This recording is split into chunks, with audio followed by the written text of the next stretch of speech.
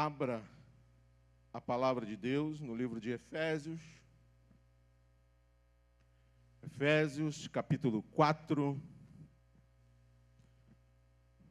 Nós vamos meditar nessa noite nos versículos 25 ao 32. Diz assim a palavra do Senhor: por isso, deixando a mentira, que cada um fale a verdade com o seu próximo, porque somos membros do mesmo corpo. Fiquem irados, mas não pequem. Não deixem que o sol se ponha sobre a vossa ira, nem deis lugar ao diabo. Aquele que roubava, não rouba mais. Pelo contrário, trabalhe fazendo com as próprias mãos o que é bom, para que tenha o que repartir com o necessitado. Não saia da boca de vocês nenhuma palavra suja, mas unicamente a que for boa para a edificação conforme a necessidade. E assim transmita graça aos que ouvem. E não entristeçam o Espírito Santo de Deus, no qual vocês foram selados para o dia da redenção. Que não haja no meio de vocês qualquer amargura, indignação, ira, gritaria e blasfêmia, bem como qualquer maldade. Pelo contrário, sejam bondosos e compassivos uns para com os outros, perdoando uns aos outros, como também Deus, em Cristo, perdoou você.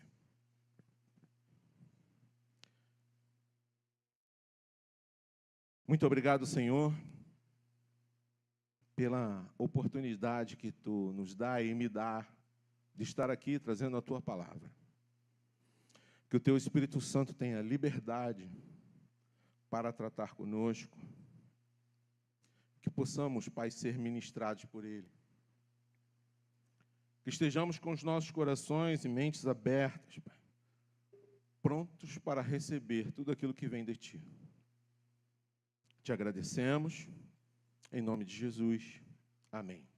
Esse vai ser um dos versículos que vai dar base à nova série de mensagens na nossa igreja, a Igreja Casa e Vida. Hábitos que libertam. Hábitos que devemos deixar ou que precisamos adquirir. Nem deis lugar ao diabo. Eu tenho certeza que todos nós já ouvimos aquela velha frase assim, ó: não dê lugar ao diabo, entra na brecha. Ou então alguém falando assim: eu entrei na brecha por conta disso, por conta daquilo. Eu entrei na brecha para ajudar fulano, para ajudar ciclano. Eu entrei na brecha para que Deus pudesse agir. Eu gostaria de dizer para você hoje que a brecha mesmo, quando falamos de brecha na palavra do Senhor, a brecha não é de Deus. Não encontramos Deus na brecha. A brecha tem um dono, e o dono da brecha é o diabo. É por isso que fala nesse texto: não deis lugar ao diabo. Então, irmão, minha irmã, nunca se coloque na brecha por ninguém. Sempre ore e feche a brecha. Sempre ore e extermine a brecha. Sempre ore e faça com que essa brecha se feche. A brecha é do diabo. Ele é o dono da brecha. Então, nunca diga que está se colocando na brecha. Devemos, como crentes, orar e fechar a brecha. Esse texto começa de uma forma que muito dá característica ao autor dele. Nós estamos falando de Paulo. E o texto começa, por isso, deixando a mentira. Por isso o quê? O que estava acontecendo nessa época? Aí nós vamos lá para cima, um pouquinho mais para trás, no início do capítulo 4, que Paulo vai estar falando sobre a unidade da fé. Unidade da fé. Ele está falando para aquele povo e trazendo a responsabilidade de estarmos unidos com a mesma fé, com o mesmo propósito. É um texto que tem duas atividades importantes nesse capítulo 4. Ele conclama a unidade e o testemunho. E ele diz que são responsabilidades práticas e diárias da igreja, no âmbito tanto individual quanto coletivo. Precisamos entender e ver a Bíblia da maneira correta. Precisamos buscar esse entendimento, porque é só dessa forma que seremos verdadeiramente esclarecidos por tudo o que nela contém. E Paulo estava orando, como diz no versículo 3, mais uma vez, Paulo estava orando pelos seus discípulos.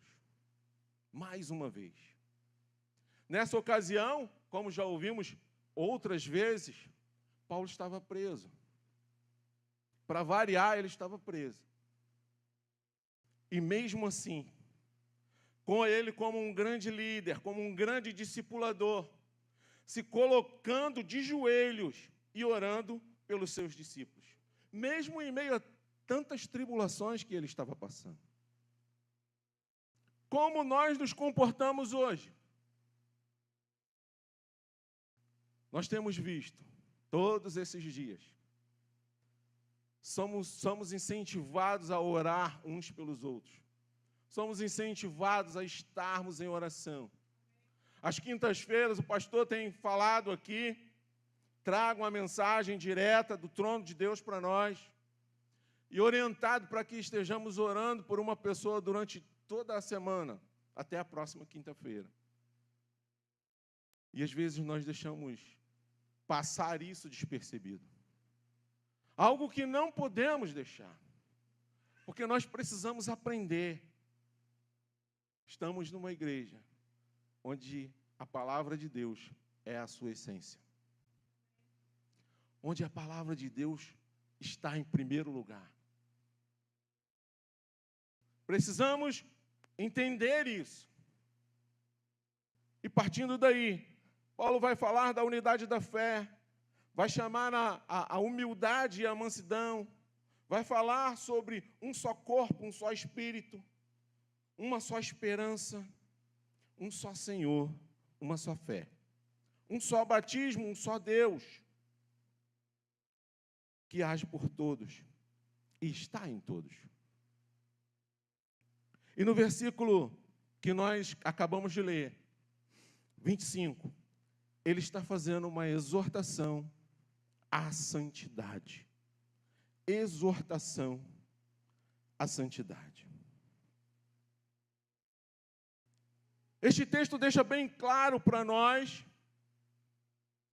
que não devemos dar lugar para o diabo em nossas vidas.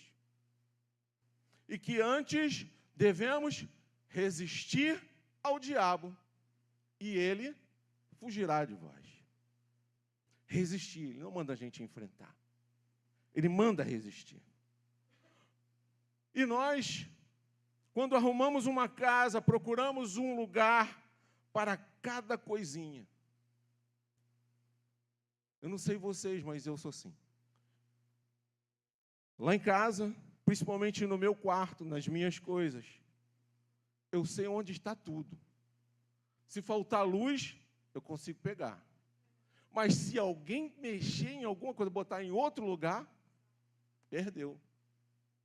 Eu posso não encontrar as meias, eu posso não encontrar uma camisa, porque não sou eu quem guardo. Mas as coisas que eu guardo, eu tenho certeza onde elas estão. E assim devemos nos prender nos detalhes, desde onde colocamos as chaves. Quem tem mais esse hábito? Eu chego em casa, minha chave vai para o lugar certinho. Tem gente que tem aqueles pendura bagulho assim, bota a chave ali. Porta-chave. Perdão. Mas eu não, eu vou lá e boto ali no meu armário. Eu sei onde estão as coisas todas. Quem nunca se prendeu a esses detalhes? Até o cantinho do cachorro a gente sabe onde fica, né? Aqueles que têm cachorro. Mas eu tenho certeza que você não deixaria um lugarzinho para o inimigo na sua casa. Você teria coragem de deixar? Não, esse cantinho aqui é dele. Como diria minha avó, é do Dendeco. Ela não falava o nome de coisa ruim de jeito nenhum. É do Dendeco. Você deixaria? Você teria essa coragem? Mas tem gente que deixa. Tem gente que deixa. Tem cristão que deixa. Tem crente que deixa. Esse aqui é o lugarzinho. Mas onde é o lugar do diabo? A Bíblia, ela vai dizer para nós onde é o lugar do diabo. Ela vai dizer para nós que o lugar do diabo é no inferno, onde existe o fogo eterno,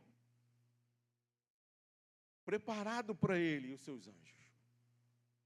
Como o inferno não é nada agradável, nem mesmo para Satanás, ele fica a rodear a terra e passear sobre ela, como diz a palavra de Deus.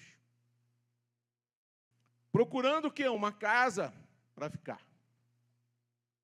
E quando encontra lugar na vida de uma pessoa, como relatado lá em Lucas, no capítulo 11, nos versículos 24 e 26. Não precisa abrir, é só anotar. Ele faz a festa. Porque lá diz, quando o espírito imundo sai do homem, anda por lugares áridos, procurando repouso e não o acha, diz, voltarei para a minha casa de onde saí.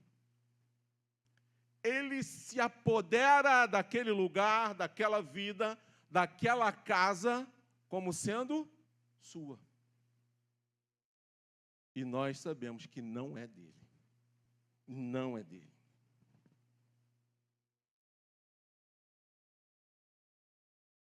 As misericórdias do Senhor são a causa de não sermos consumidos. As misericórdias do Senhor se renovam em nossas vidas, em todo o tempo. Um outro lugar que a Bíblia diz que é para o diabo é debaixo dos vossos pés. Tem gente que não acredita. Mas nós temos que exercitar isso na nossa vida. Então, para nós cristãos, é extremamente importante sabermos que o diabo não deve ter lugar em nossa vida. Para que isso seja verdadeiro, devemos resisti-lo, amassá-lo embaixo dos nossos pés e mandar ele de volta para o lugar dele, que é no inferno. O diabo é como um rato. Ele não precisa de uma porta inteira aberta para ele passar.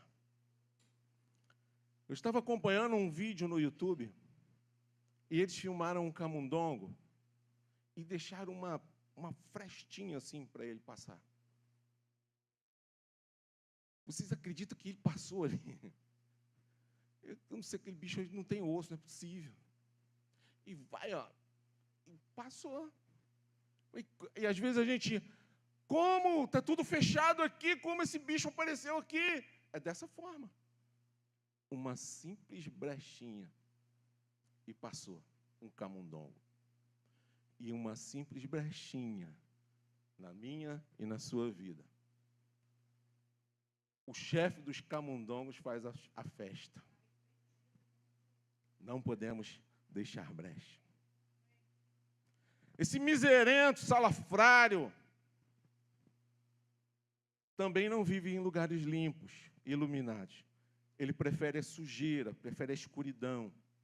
É um ladrão, um assassino, um destruidor por natureza. O livro de João vai falar para nós que o ladrão vem para matar, para roubar e para destruir. Por isso, precisamos saber o que define um lugar próprio para o diabo e tampar, fechar as possíveis brechas de nossa vida. E como podemos fazer isso? E como podemos fazer isso? Buscando a santidade.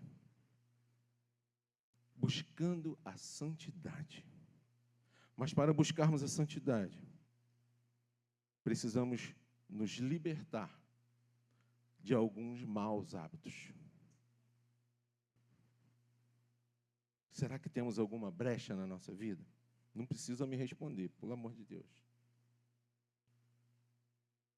É só para que possamos pensar nessa noite. Pensar. E quando nós somos forçados a pensar, pela nossa defesa, tendemos a fugir daquilo que estamos sendo indagados.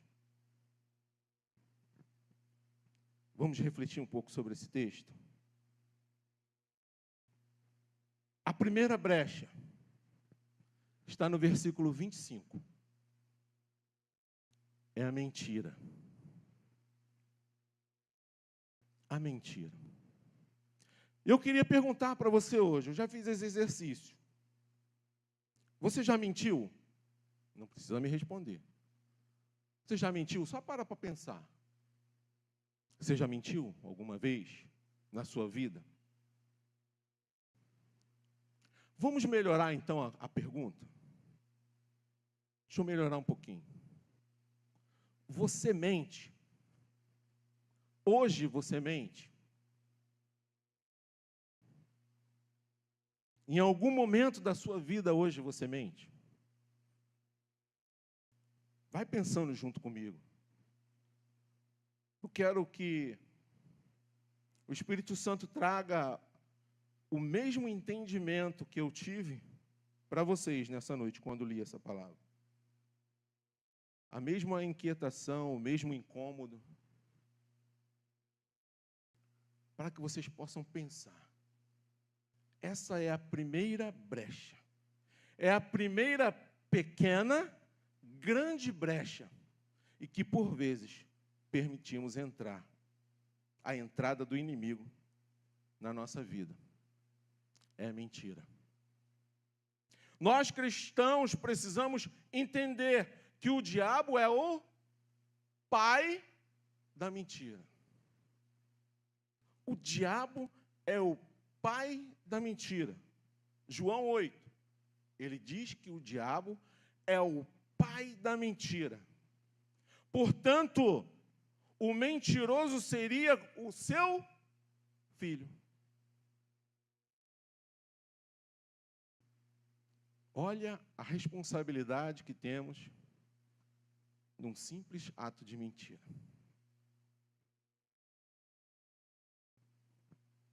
E como seu filho, e como um filho do diabo, por seguir as suas práticas, estou falando daquela pessoa que mente de maneira compulsiva, descontrolada. Porque tem gente que mente que nem sente. Viu? Isso é famoso, essa frase. Fulano mente que nem sente. Porque existem pessoas que têm a arte da mentira. A arte de mentir. E essa é a primeira, pequena, grande brecha que tem destruído o povo de Deus. pequena, grande brecha. Às vezes a gente pensa assim, uma mentirinha pequenininha. Não existe mentirinha e nem mentirão. Não existe mentira branca. Não existe mentira branca. Eu já ouvi as pessoas falar, não, isso é uma mentira branca. É o quê? A mentira da paz? Muitos crentes são iludidos por isso. E esse fato da mentira me fez lembrar, não sei se vocês viram, aquele filme O Mentiroso. Tudo para ele era mentira. Ele só vivia mentindo. A vida dele era falar mentira. E aí ele faz um trato lá com o filho de que não vai mentir mais. E aí tudo começa a mudar na vida dele. Existem muitos crentes que agem dessa forma. Mente que nem sente. Agem de forma leviana, vamos dizer assim. Uma palavra forte, mas é assim mesmo. E continuam mentindo. Precisamos acabar, exterminar com esse hábito. Muitos crentes são iludidos por inverdades, enganos, que se divulgam a cada dia mais. Hábito ruim que vem crescendo de forma absurda pelo mundo. É a tal da mentira. Ainda mais agora com a facilidade que temos das diversas redes sociais. Existem coisas que a gente vê ali e a gente, nossa, mas o que é isso? Aí você vai ver, não é nada daquilo. Ontem eu não sei com quem que eu estava conversando, até os próprios textos. Hoje você tem como colocar uma fotografia para falar, ainda dizer o texto que ela vai falar. Não tem mais como a gente acreditar em mais nada nesse mundo. E às vezes em casa eu ainda comento com minha mãe fala, você viu aquilo? Não sei, mãe, onde a senhora viu isso, mãe? É verdade, mãe, onde a senhora viu? Qual é a fonte? Vi no Facebook, mãe. Esquece o Facebook. Porque ali é onde tem se fomentado várias coisas a respeito da mentira. Facilidades das redes, as quais têm sido bênção na vida de algumas pessoas. As redes sociais têm sido bênção. Depende muito da maneira de que nós vamos usá-la e vamos nos beneficiar com ela. Nós discutimos isso hoje também na classe dos homens. Mas tem sido também motivo de muitas tragédias na vida do ser humano. Principalmente casais e até mesmo famílias inteiras, pagando por uma simples mentirinha que foi postada. É algo que, nos dias de hoje, uma coisa mal contada, uma coisa contada ao inverso, ela se propaga de uma maneira muito rápida. O puro objetivo disso é arruinar com a vida das pessoas. A televisão, a internet são exemplos de veículos que transmitem muitas mentiras para seduzir e enganar as pessoas. Por esse motivo, nós, cristãos verdadeiros, precisamos nos firmar a cada dia mais na verdade libertadora que é a palavra de Deus. O livro de João vai dizer, conhecerão a verdade e a verdade vos libertará. Para isso nós precisamos conhecer a verdade, conhecer a palavra do Senhor. Coisa que em muitos lugares tem se deixado de lado. Mas nós não podemos fazer dessa forma. Nós precisamos resgatar esse bom hábito de ler a palavra de Deus, de estudar a palavra de Deus. Nós temos um devocional maravilhoso que foi produzido ali pelo irmão Lucas, pela irmã Vitória. Não sei quantos têm usado, ou se está lá só enfeitando. Mas tem sido bênção, irmão. Bênção diária. Dedique os primeiros minutos da sua vida ao acordar a meditar na palavra do Senhor, você vai ver que a sua vida muda. O dia muda, o dia fica mais bonito, você consegue resolver as coisas do dia. Precisamos conhecer mais a palavra de Deus. Não existe mentirinha, nem mentira branca. Tudo o que não for verdade é mentira. A palavra de Deus vai dizer: não vos enganeis com as más conversações, ou em outras traduções, más companhias, que corrompem os bons costumes. Existe alguma mentira na sua vida? Depois desse breve relato sobre a mentira, nós devemos parar para pensar. Pequena, grande coisa que tem destruído a vida do ser humano. Pequena, grande coisa que tem destruído muitas famílias. Pequena, grande coisa que tem acabado com a comunhão dos irmãos na igreja. Mentira. Conheça a verdade que é Jesus e seja liberto de toda mentira. As misericórdias do Senhor são as causas de não sermos consumidos, porque as suas misericórdias duram para sempre. É só pela misericórdia dele. Porque senão foi isso para todos nós. O segundo hábito que devemos deixar é a raiva, a ira. Versículo 26. O versículo 26 nos traz um outro hábito que é muito perigoso para o cristão. Estou falando da ira. Na hora da raiva ficamos cegos. Cegos. E não vemos, não percebemos o que falamos ou o que fazemos. É na hora da ira que acontecem as piores coisas na vida de uma pessoa. É nessa hora que as amizades, relacionamentos são destruídos, empregos são perdidos e até mesmo crimes são cometidos. A ira, mal comparando, é como um pitbull que, por mais que seja adestrado, por mais que seja ensinado, nunca se pode confiar plenamente nele.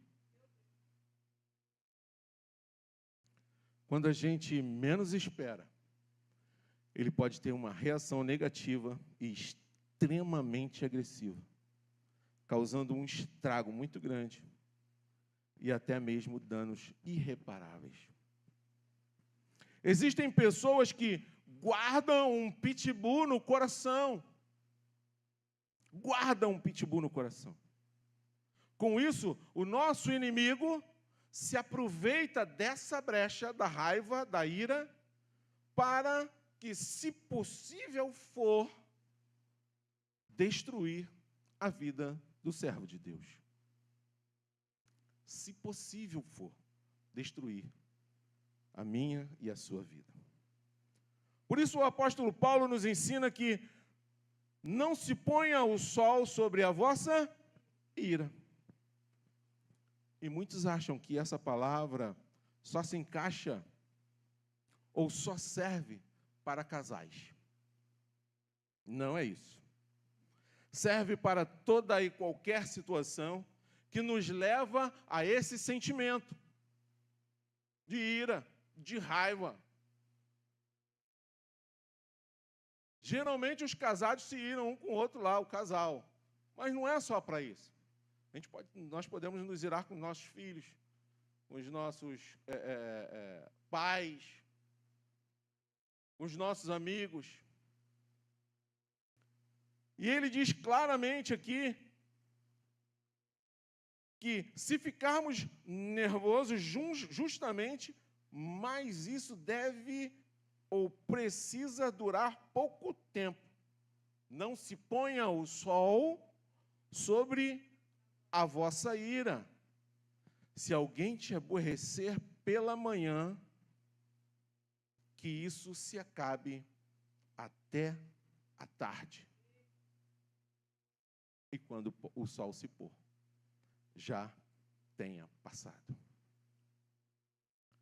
Não é meia-noite, é quando o sol se pôr. O sol tem horário para nascer e tem horário para se pôr.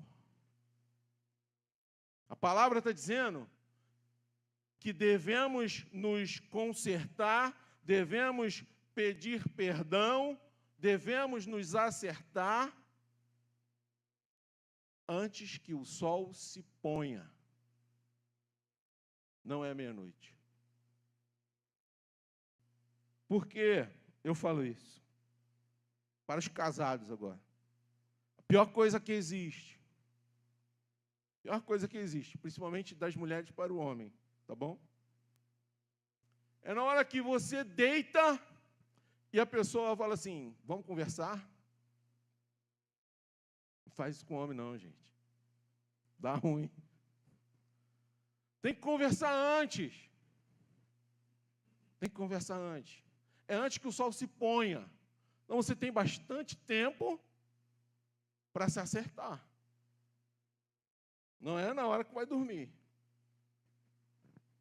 Infelizmente, vemos pessoas guardando raiva por dias, meses e até anos.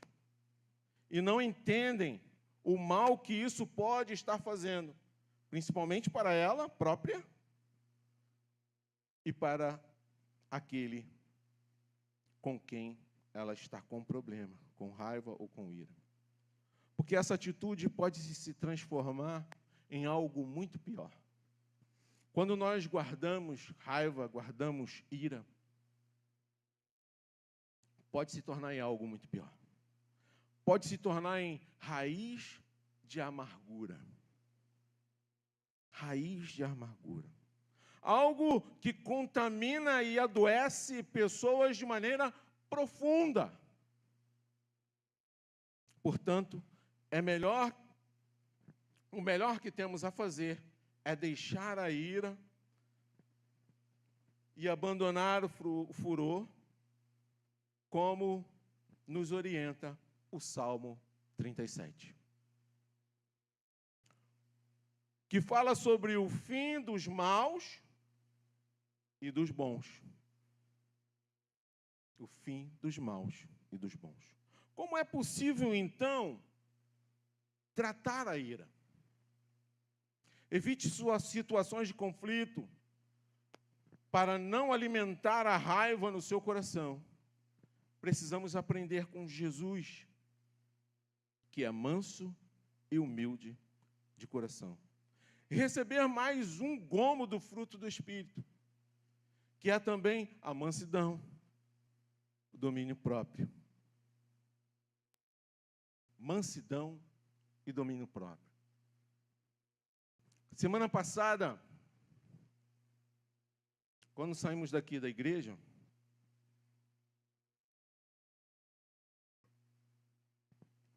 eu ia daqui para casa com a Vera, com a Marta, e ali na Avenida Salvador Allende tinha um rapaz na minha frente com um carro. Não tinha carro nenhum na frente dele. Ele simplesmente estava ali na esquerda. E eu pisquei o farol para passar. E ele não me deu passagem. Para aqueles que não sabem, isso também é uma infração de trânsito, tá? Não dá passagem. E eu pisquei de novo o farol. Nós estávamos chegando lá no estado de Bandeirantes já. Aí ele teve a brilhante ideia de abaixar o vidro e fazer assim, ó, passa por cima. O velho homem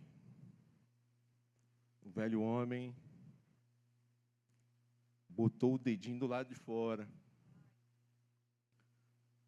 Mas eu falei assim, tá amarrado, capeta. E a Vera do meu lado, ela, amor. E aí eu acelerei o carro, passei do lado dele, olhei para ele, falei, não, vou embora. Aí fui embora. Mas é algo que é muito perigoso, minha irmã. Você não tem noção do perigo que é isso. O velho homem de 20 anos atrás teria agido de outra forma. E aí foi quinta-feira, nós estávamos aqui, o pastorzão falou também nisso, e eu me lembrei. Aí falei com o pastor Rodrigo, ali atrás, nós estávamos ali atrás.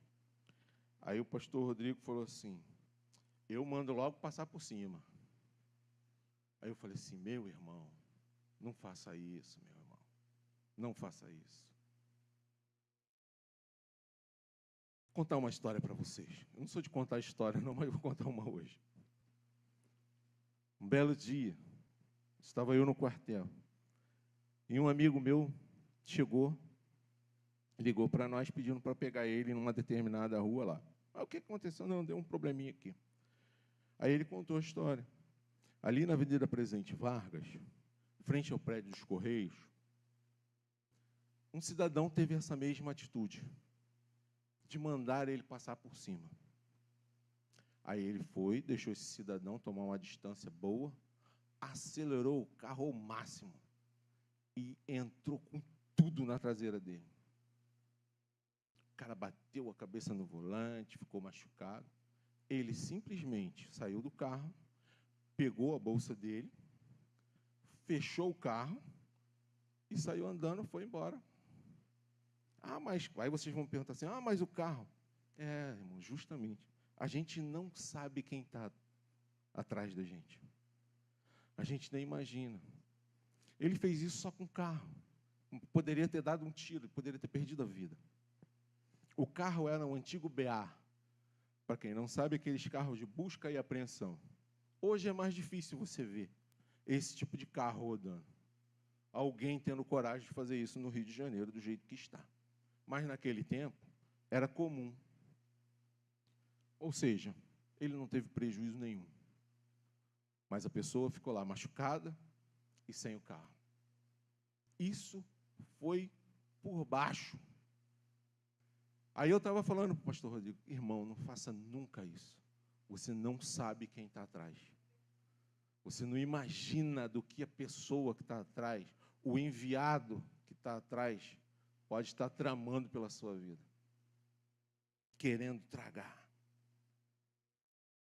E nós não podemos, como cristãos, agir de algumas determinadas maneiras. Agir de alguma determinada maneira. Nós precisamos deixar marcas de Cristo para trás. Marcas de Cristo na vida das pessoas. E essa semana eu ouvi uma coisa que chamou muita atenção. Uma frase que diz assim, se você carrega o céu, não deixe marcas do inferno no seu rastro. Se você é um cidadão do céu, não deixe marcas do inferno no seu rastro. O que você tem deixado no seu rastro? De que maneira você tem sido reconhecido? Na classe dos homens, hoje tivemos um debate a esse respeito também. Eu não sei quantos já tiveram a experiência de estar em algum lugar e a pessoa fala assim, do nada, não te conhece, nunca te viu, e fala assim, você é cristão. Você é cristão. A pessoa te reconhece como cristão simplesmente pelo seu jeito de agir, pelo seu jeito de falar, pelo seu jeito de andar, da maneira que você está se portando. É muito bom quando isso acontece. Mas também existe a maneira negativa. É só a gente acrescentar um né no final da frase, da mesma pergunta. E você é cristão, né? Viu como é que muda o negócio? E você é cristão, né? Ou seja, alguma coisa que você estava fazendo que não condizia com aquilo que você estava falando. precisamos atentar para os pequenos detalhes na nossa vida. Precisamos estarmos ligados como cidadãos dos céus, de deixar um rastro que fale sobre o nosso Senhor. As misericórdias do Senhor são as causas de não sermos consumidos, porque as suas misericórdias duram para sempre. Mentira e raiva. Palavrinhas curtas, mas que podem fazer a gente perder o nosso lugar no paraíso.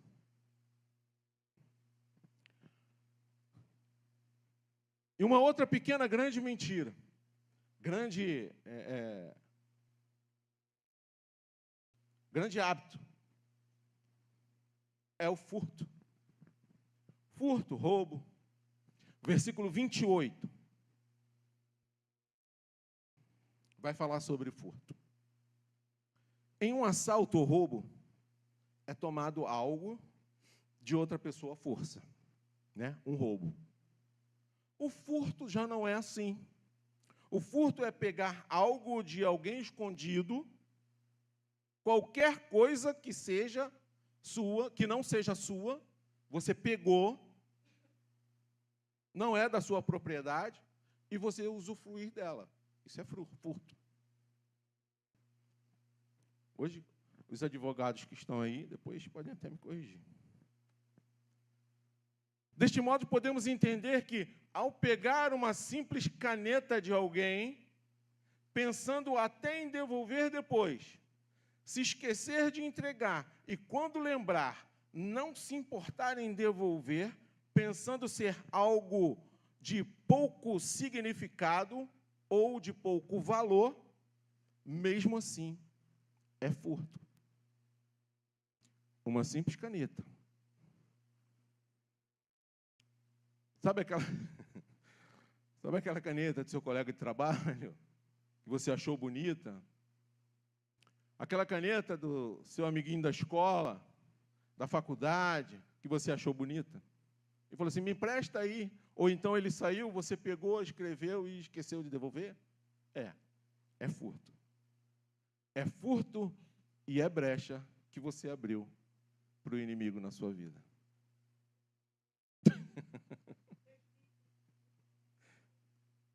É furto e é brecha que você abriu. Um outro tipo de furto é não entregar o dízimo ao Senhor. Não sou eu quem estou falando, é a palavra do Senhor. Que vai dizer assim, lá em Malaquias, roubará o homem a Deus, todavia vós me roubais, e dizeis, em que te roubamos?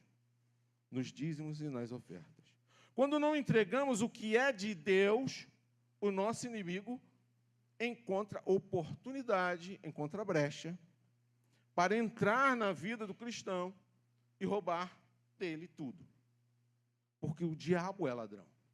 Nós já sabemos disso.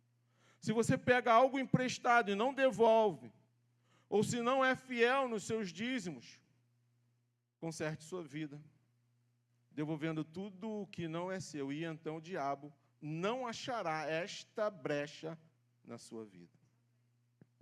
Devolva tudo o que não é seu, para Deus te dar tudo o que te pertence. Devolva tudo o que não é seu, para Deus te dar tudo o que te pertence. Essa dá para apostar. E mais uma vez, as misericórdias do Senhor são a causa de não sermos consumidos. Cada um desses detalhes faz a gente pensar.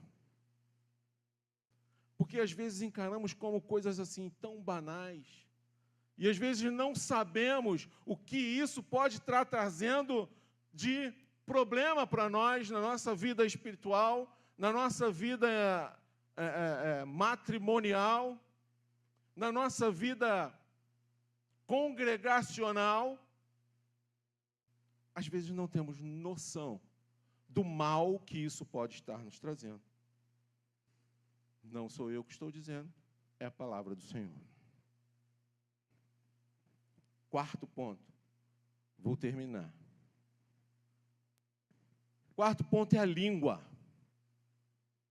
Língua. Versículo 29. A língua é outra brecha que, se não vigiarmos, abre muitas brechas para Satanás entrar na nossa vida.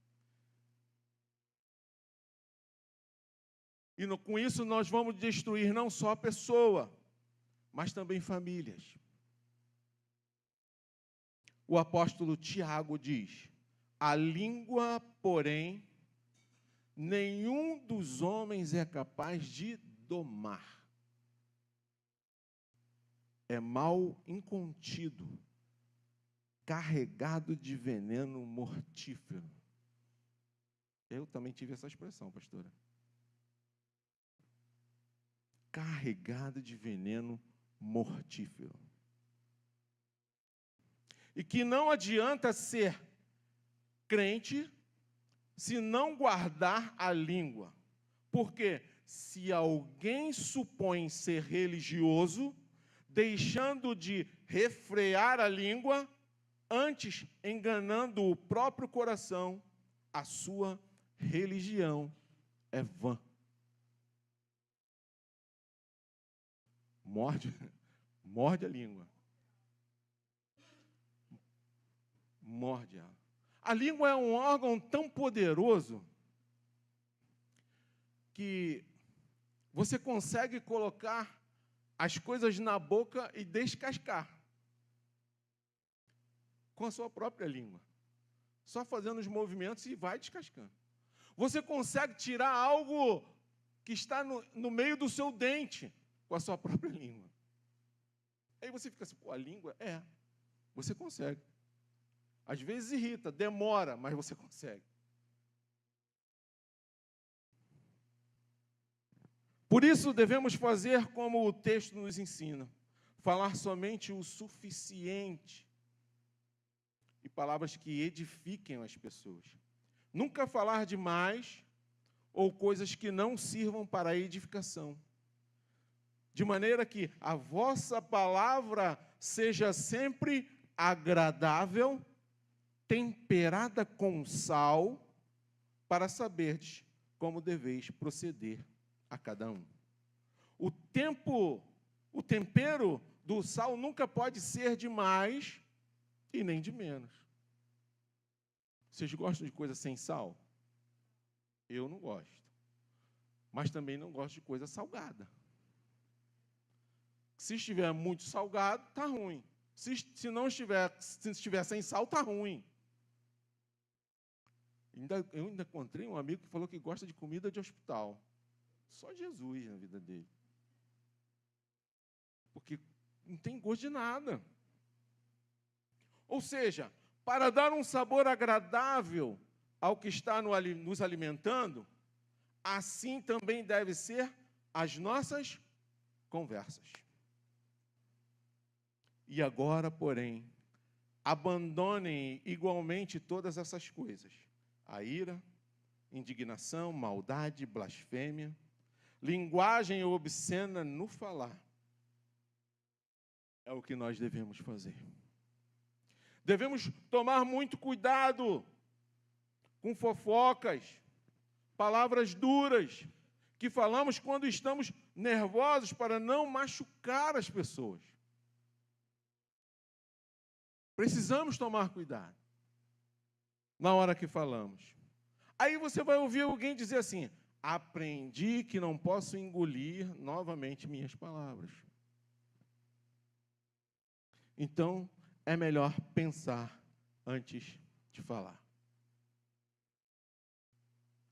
A morte e a vida estão no poder da língua.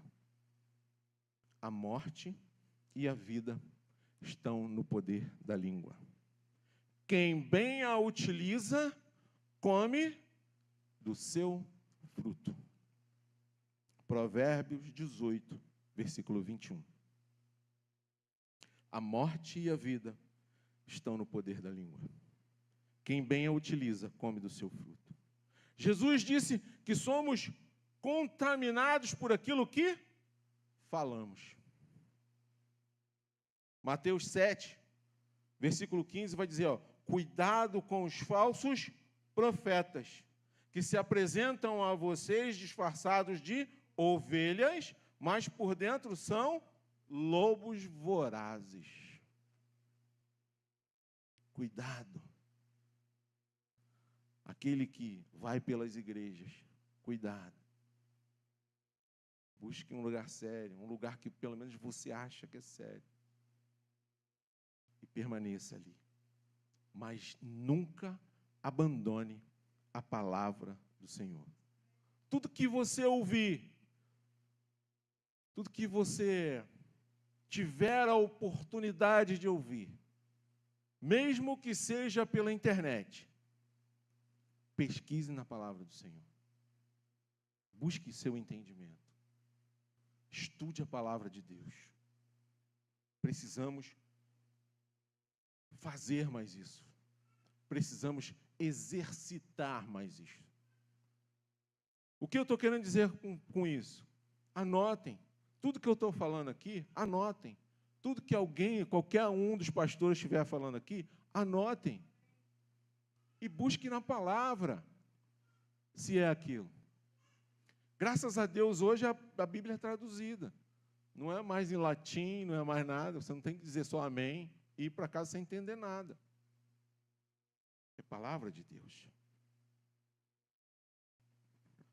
Por isso precisamos orar as palavras do salmista. Põe guarda a minha boca, Senhor. Vigia a porta dos meus lábios. Você tem dificuldade em segurar a língua? Peça ao Senhor que te ajude a se controlar. Porque tem gente que tem dificuldade de segurar. Hábitos que devemos largar, deixar,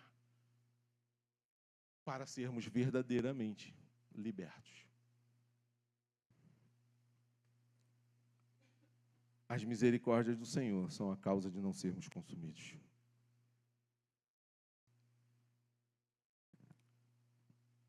Quinto ponto, entristecer ao Espírito Santo. Versículo 30. Hábitos que devemos deixar. Devemos parar de entristecer o Espírito Santo. O Espírito Santo de Deus, segundo este versículo, se entristece quando pecamos, desprezando a sua obra nas nossas vidas. O que é entristecer o Espírito Santo? Quando desobedecemos a voz do Espírito, que fala aos nossos corações com amor. No livro de Isaías vai dizer, vocês trarão como impura as imagens esculpidas, cobertas de prata e as imagens de fundição, revestidas de ouro. Vocês as jogarão fora como coisa impura e dirão a cada uma delas, fora daqui. Essa é a nossa atitude, quando descobrimos alguma coisa nesse sentido. Ou não nos arrependemos dos pecados, e o Espírito tenta nos convencer dos nossos erros. Quando não oramos e não buscamos a palavra de Deus, a Bíblia nos dá exemplo de pessoas que entristeceram o Espírito Santo. Sansão foi um. Quebrou o seu pacto com Deus ao brincar com o pecado. E nós devemos nos afastar de todo o mal, de todo o pecado. Fala também para nós de Ananias e Safira, que acharam que poderiam enganar a todos, inclusive ao Espírito Santo de Deus. Hábitos que devemos deixar para sermos verdadeiramente libertos. Então, o que podemos fazer para alegar o Espírito Santo? Expressar a nossa fé.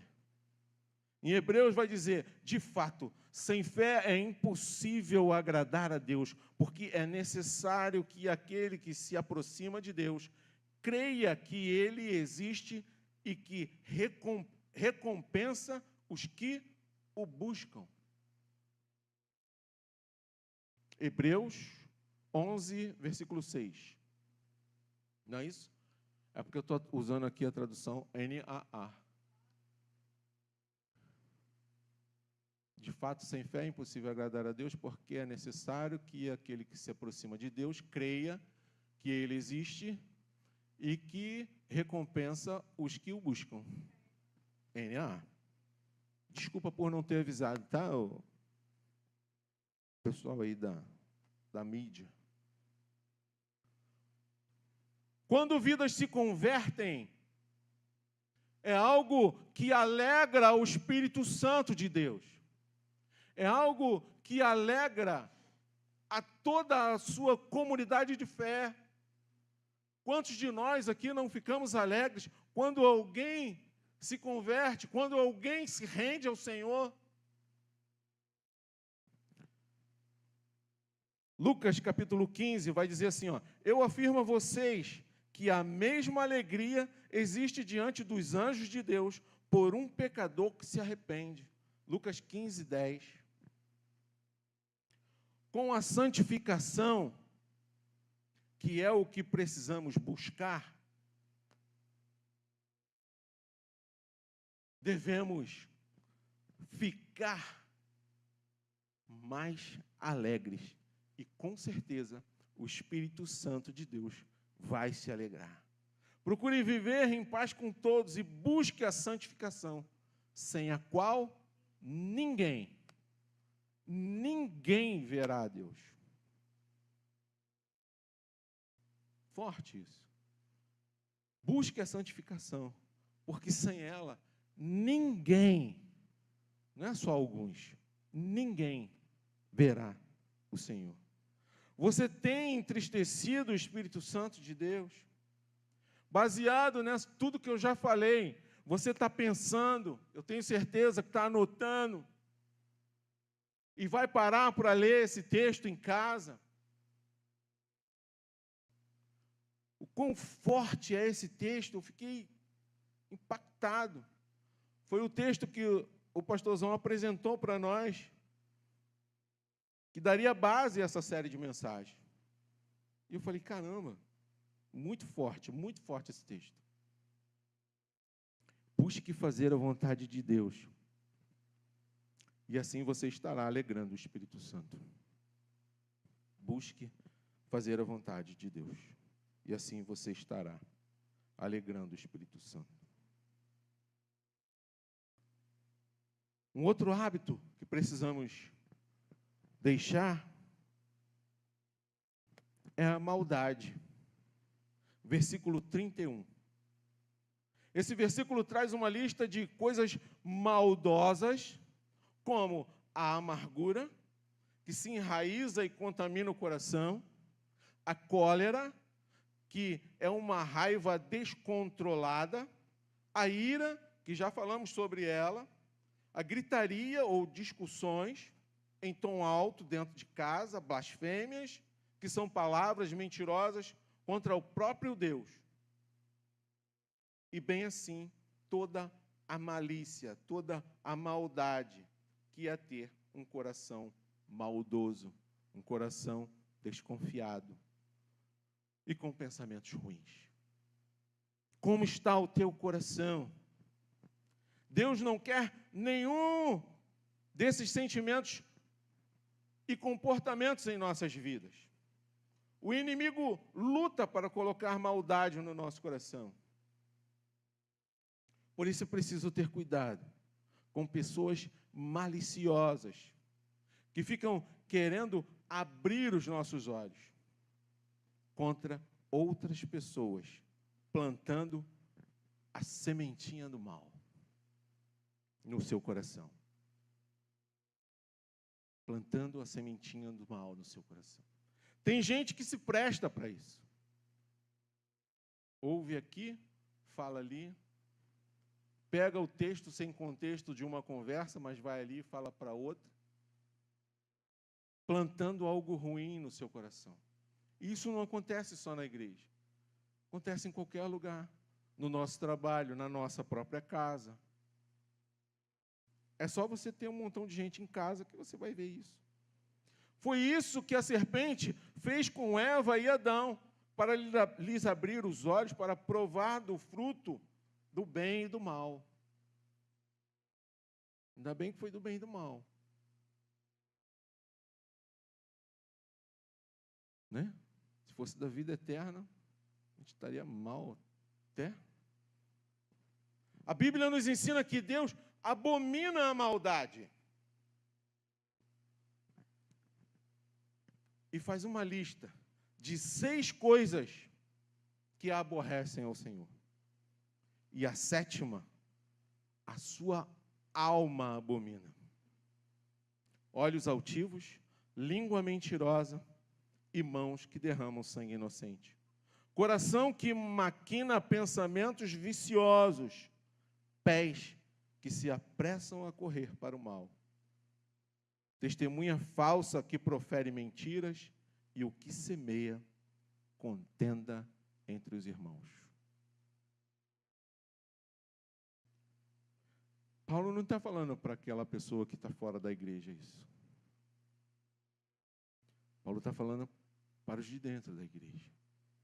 Paulo está falando para aqueles que conheciam a palavra através da vida dele e eram discípulos dele. Ele estava orientando. Se existe alguma maldade em seu coração, peça ao Senhor Jesus para renovar e te dar um novo coração. O último ponto. O último hábito. Falta de perdão. Falta de perdão. Versículo 32. A última brecha que abre lugar para Satanás em nossas vidas é a falta de perdão. Muitos cristãos não falam mentiras, muitos são mansos, não furtam, não falam coisas ruins, agradam o Espírito Santo, servindo a Deus, fogem da maldade.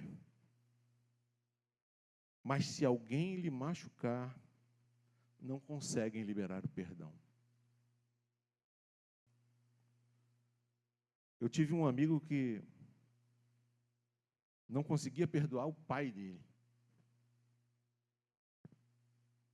Não conseguia. Anos da vida dele, ele não conseguia. Ele não conseguia nem ouvir falar no nome do pai dele. Ele não conseguia conversar com ninguém. Se você falasse, mas e o seu pai? Acabou. Ele virava as costas e ia embora. Para ele não tinha pai. E o pai dele ainda era vivo. O pai dele ainda era vivo. Ele não suportava ouvir essa palavra pai. Ou seja, tinha um problema muito sério. Mas ele jamais perdoava o pai dele. Até que um dia, ele conheceu Jesus. Até que um dia, alguém pôde falar para ele de Jesus. Até que um dia, ele teve uma experiência nova com Deus. E ele pôde perdoar o pai dele. Perdoou o pai dele. Uma semana depois, o pai dele morreu. Ele ficou anos sem aproveitar a companhia do pai. Ele se converteu, perdoou o pai. Uma semana depois, o pai o deixou. Aquilo entrou como uma flecha no coração dele e que, graças a Deus, a família dele também convertida. Porque senão estava arriscado ele até abandonar a fé dele. Poxa, depois que eu me converti, aceitei, e agora eu perco. Mas eu fui ao enterro do pai dele. E ele chorava compulsivamente. Compulsivamente. Um homem já maduro, mas chorava pior do que o meu neto quando está de birra. Compulsivamente. Nós não precisamos chegar a esse extremo. Não precisamos. Muita gente vai falar assim, acha que é fácil? Irmão, eu sei que não é fácil, é difícil. Porque se fosse fácil, não estaria falando aqui dessa forma e todo mundo conseguia fazer com facilidade. Mas ele, graças a Deus, ele conseguiu perdoar o pai dele. Jesus colocou o dever de perdoar ao próximo como condição para recebermos o perdão dos nossos pecados. Veja como isso é sério. Veja como isso é importante na minha e na sua vida. A palavra de Deus está dizendo que se eu não perdoar, eu não serei perdoado. Para pensar. Se você não perdoar o seu vizinho, não perdoar o seu amiguinho, não perdoar o seu irmão, não perdoar a sua mãe, não perdoar, não liberar o perdão, você também não será perdoado. Mas também não é assim, pastor. Não é assim? Mateus, capítulo 6, versículo 14 e 15. Texto hiper mega conhecido. Porque se perdoarem uns aos outros as ofensas deles, também o Pai de vocês, que está no céu, perdoará vocês. Se, porém, não perdoarem aos outros as ofensas deles, também o Pai de vocês não perdoará as ofensas de vocês. Se não perdoarmos, não seremos perdoados. E se tem um texto na própria palavra de Deus que o crente por muitas vezes mente, é fazendo oração. Vocês já pararam para prestar atenção na oração do Pai Nosso? Na oração do Pai Nosso nós dizemos que perdoamos. E às vezes não perdoamos. Estamos cometendo várias coisas ruins. Uma é não perdoar. E a outra é mentir, mesmo orando. Eu imagino Deus lá de cima falando assim, caramba, rapaz, tu não perdoou ninguém, meu amigo. Vai lá, volta, se conserta. Eu vou te dar mais uma chance. Se conserte.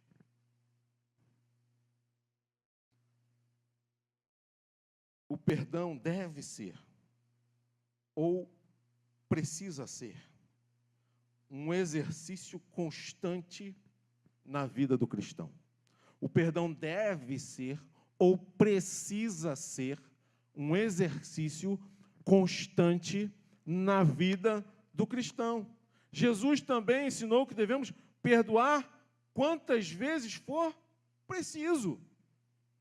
Mateus 18, 21 e 22, vai dizer assim, então Pedro, aproximando-se, lhe perguntou, Senhor, até quantas vezes meu irmão pecará contra mim que eu lhe perdoe? Até 7 vezes? A resposta de Jesus. Não te digo que até 7 vezes, mas até 70 vezes 7. Aí você para pensar assim, 70 vezes 7, ou 70 vezes 7 eu acho que dá, né? 70 vezes 7, 490, não é isso? Não é isso, Paulo? 490 vezes, Paulo, em 30 anos, ou em 30 não, vamos botar uma média boa aí, de 80 anos, eu acho que dá para você perdoar, né? 490 vezes uma pessoa? Dá.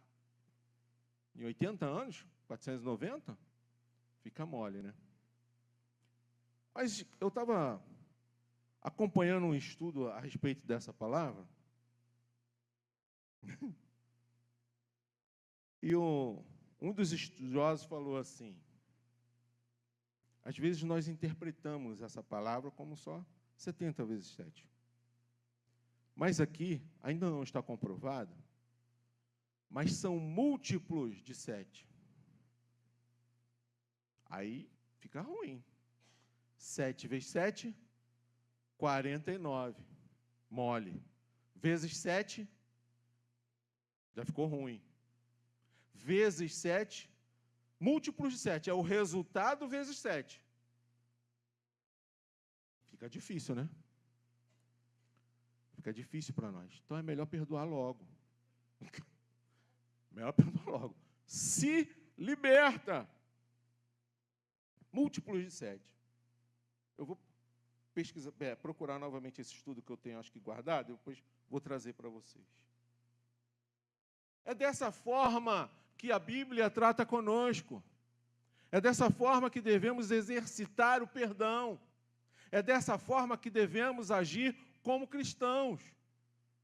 Não dá mais tempo de nós simplesmente congregarmos e acharmos que está tudo certo.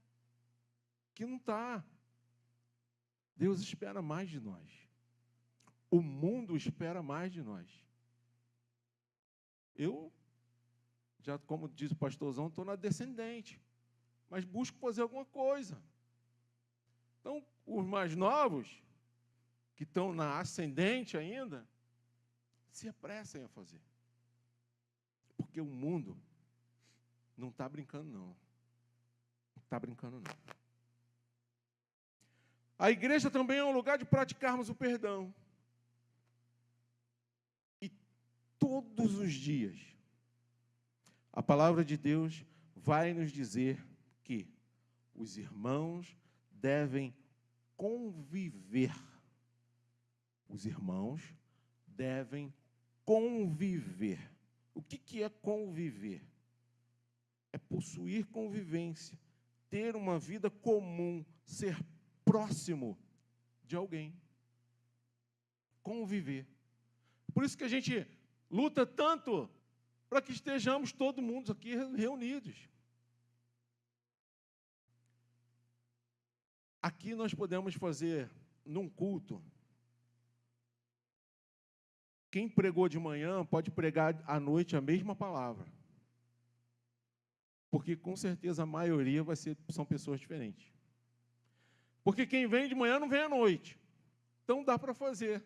A gente prega de manhã, não, vou repetir a palavra à noite, porque eu vou pegar um outro público para passar a mesma palavra.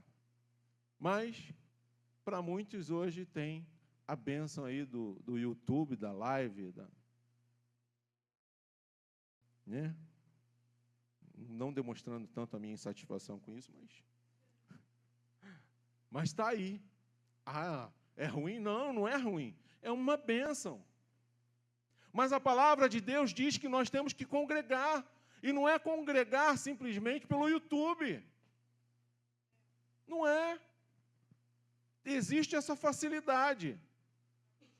Para aqueles que não podem, existe essa facilidade. Pois o pastorzão Rodrigo está viajando a trabalho. De lá, eu tenho certeza que ele já deve estar lá com o celularzinho dele, ouvindo, vendo. Nada pode nos impedir de congregarmos. Nada pode nos enfraquecer de congregarmos. Precisamos estar juntos. Precisamos estar juntos. Então, ela vai dizer que nós devemos conviver. Ela vai dizer que nós precisamos suportar uns aos outros. Não é suportar, não, eu te suporto. Não, é suportar, é dar apoio, é dar mão, estarmos juntos, suportando uns aos outros e perdoando-vos uns aos outros. Se algum tiver queixa contra o outro, assim como Cristo vos perdoou, assim fazei vós também. Não permita que Satanás entre na sua vida pela falta de perdão. Quando você não perdoa alguém, é como se você estivesse algemado ou algemada a essa pessoa. Ela está presa. Ela está presa. O pastorzão, quinta-feira, deu exemplo aqui. Às vezes ele faz alguma coisa com alguém, as pessoas já se deram bem lá, e ele está aqui, ó, preso. É nisso que nós precisamos ver, é nisso que nós precisamos nos atentar, para que não fiquemos presos a isso. Quando você não perdoa alguém, é como se você estivesse algemado a ela. Porém, ao liberar o perdão, ambos são livres. O inimigo sorri toda vez que consegue usar um crente para ofender o outro e dar gargalhadas quando um cristão não perdoa o seu irmão. Porque assim, ele tem liberdade para entrar na sua vida e achar lugar para te roubar as bênçãos da comunhão. Perdoe quem te ofendeu e não deixe brecha para Satanás entrar na sua vida. Não deis lugar ao diabo. Não deis lugar ao diabo. Esse texto de Efésios 4, que vocês anotaram aí para depois ler em casa, vai ser o texto que vai nortear as pregações. Não que todos vão pregar sobre esse texto, mas é esse versículo. Não deis lugar ao diabo. E mais uma vez eu digo, me baseando em todas essas pequenas, grandes coisas que vimos, e se nós formos parar para pensar em tudo que ouvimos, em tudo que achamos, vocês vão dizer comigo que as misericórdias do Senhor são a causa de não sermos consumidos. Porque algo tão simples, uma pequena mentirinha, pequena coisinha, e eu ainda estou aqui. Uma pequena maldadezinha, e eu estou aqui. Um pequeno ato de entristecer ao Espírito Santo de Deus, e eu ainda estou aqui. Precisamos nos atentar para isso. Concluindo, diga graças a Deus, ele vai parar de falar. Todos esses hábitos e práticas são brechas que Satanás procura para entrar na nossa vida. Precisamos vigiar para não dar lugar para o nosso inimigo. Quando Jesus esteve no deserto, o diabo lhe apareceu e procurou de todas as maneiras encontrar uma oportunidade de lhe roubar as bênçãos. Queria que Jesus aceitasse suas propostas mentirosas, ou que ficasse nervoso para dar lugar com a sua ira. Que Jesus falasse alguma coisa, alguma palavra rude. Também tentou distrair Jesus, para que ele entristecesse o Espírito de Deus, deixando de orar. E quis plantar a malícia no coração de Jesus, prometendo coisas mundanas. Mas o Senhor Jesus resistiu ao diabo, como diz lá em Tiago. Portanto, sujeitem-se a Deus, mas resistam ao diabo, e ele fugirá de vós. E disse, retira-te, Satanás. Resista ao diabo, que ele vai fugir de você. E diga, retira-te de Satanás. Sai daqui. Se existe alguma brecha na sua vida, Hoje é o dia que você vai deixar ela para trás.